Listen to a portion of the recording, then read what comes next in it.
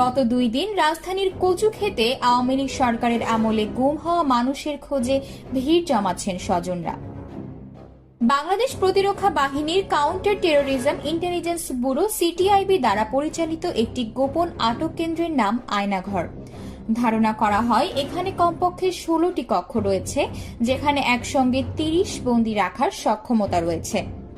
আয়নাঘরটি বাংলাদেশের সেনানিবাস এলাকায় অবস্থিত বলেও ধারণা করা হয়।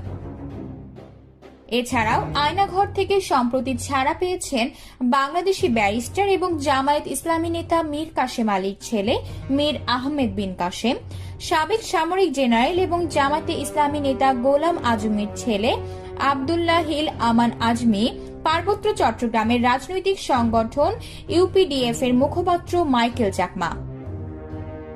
বিচার বহির্ভূত হত্যাকাণ্ড সহ এসব ঘটনার জন্য জাতিসংঘ ও বিভিন্ন মানবাধিকার রক্ষাকারী সংস্থা যেমন হিউম্যান রাইটস ওয়াচ ও অ্যামনেস্টি ইন্টারন্যাশনাল তৎকালীন বাংলাদেশ সরকারকে নিন্দা প্রস্তাব জানায়।